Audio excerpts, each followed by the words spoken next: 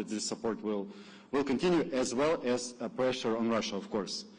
And we need to make it clear that pressure does not exclude negotiations and peace. The peace effort and peace process and pressure on Moscow go hand in hand. They do not contradict each other. Actually, the more pressure is there on Moscow, we think, the more constructive Moscow will become. Yes, colleague here. Sorry, I will make you run a few more times today. Yes. Bartan Alik from your news agency. You were talking about we should ask the Russian side about the ceasefire conditions. But I'm sure you have asked this question to the necessary people in this meeting. What did you get as an answer? Well, they made it clear publicly. You don't need to even ask them in the meeting. On the very high levels, like speakers of President of Russia and some other speakers, they made it clear. They said something. I'm not sure it will be word to word, but they say something like, "We are advancing. Why should we have a ceasefire?" Which is a cynical, a brutal statement to make, basically rejecting the peace effort. And that's. We don't think they are winning the war. Actually, if you look at the broader picture, Russia has not achieved a single strategic goal in Ukraine in 3.5 years, actually. For example, Russia occupied in 2014, Russia occupied 3 Ukrainian regional centers. Ukraine has 25 regional centers, so 3 of them were occupied in 2014, and now 3 are still occupied. They have not occupied a single additional regional center. So there was Kherson, but Ukraine liberated it.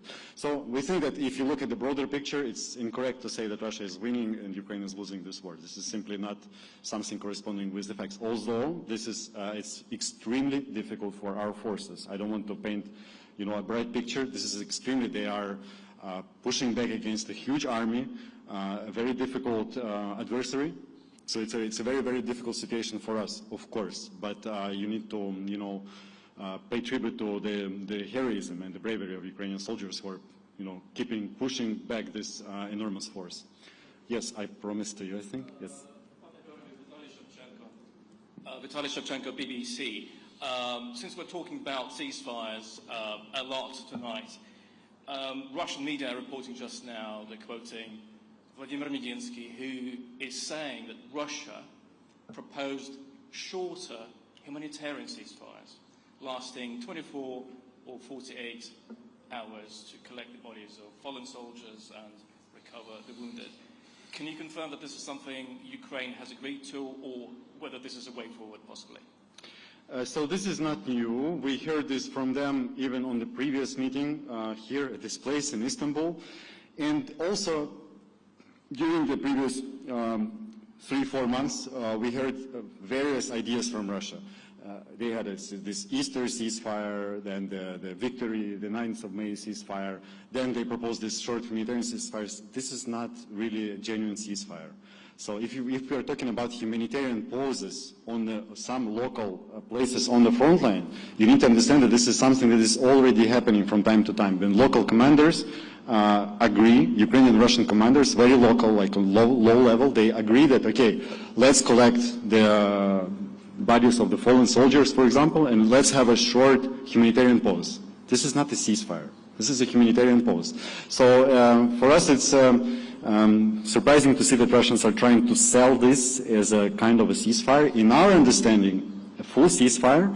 And by the way, Ukraine's foreign minister, Andriy Sybiha, said this, formulated this many times. The full ceasefire is a ceasefire on the land, sea, and in the air. So complete succession of hostilities.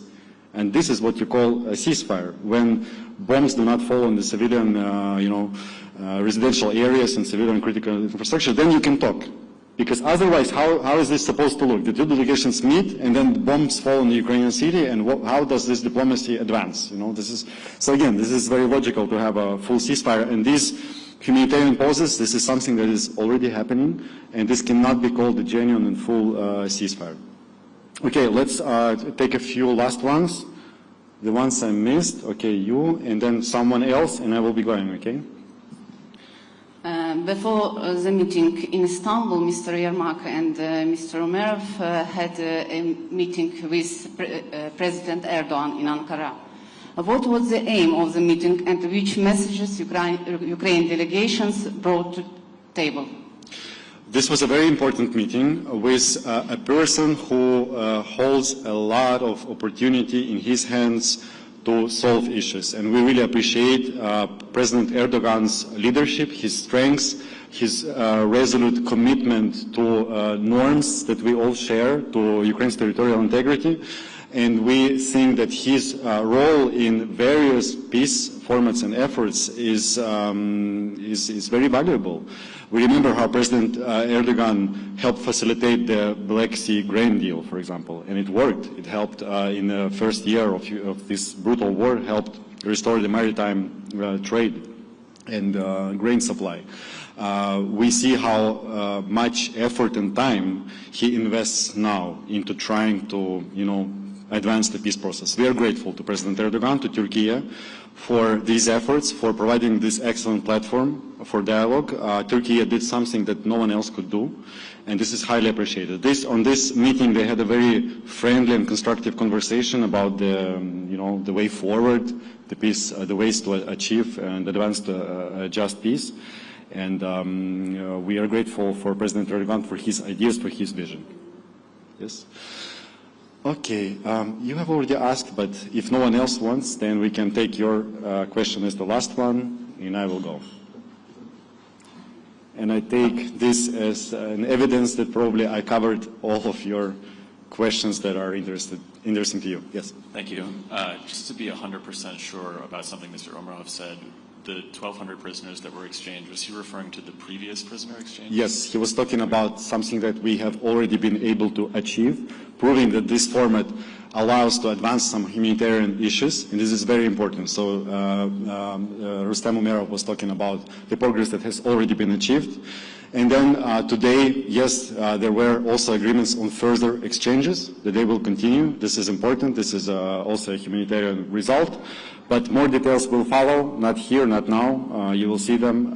It's just to flag that this process is ongoing. Okay, thank you all a lot. I hope we covered everything, and we'll be happy to see you again. Thank you.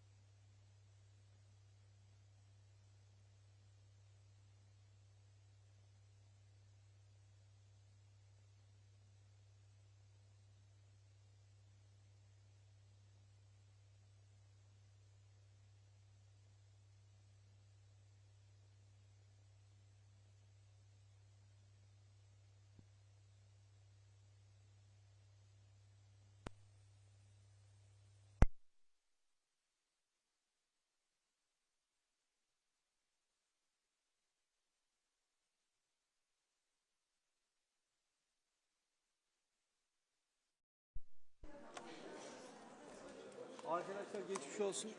Teşekkür ediyorum. Yönetmen arkadaşıma da teşekkür eder misin? Adına Volkan benim adım. Volkan Nakır'ım. Ha yok mu internet? Yok abi. Çok şıktı. İşte. Dilin dolandı ya. Böyle başlıktan var ya. Ama çok böyle kısa bildiğini sonucunu nasıl çalışıyorum kafamda. Bu arada bak senin aldığın çanta onu kullanıyorum. Gümüş pislemiş bu. Kaçta canlı yayın.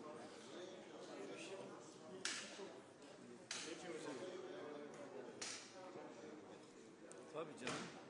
Bu saatten sonra şu mavi kabloyu çıkartabilir misin? Yavrum. Teşekkür ederim. Hadi geçmiş olsun. Teşekkür. Bırak. Eyvallah. Abi sesiyle test etmeden yüzünü görsen. En son Allah'tan canlı yapmıştık. Son ayarları devam ediyormuş. Yumurta oluyor. Sen de öyle.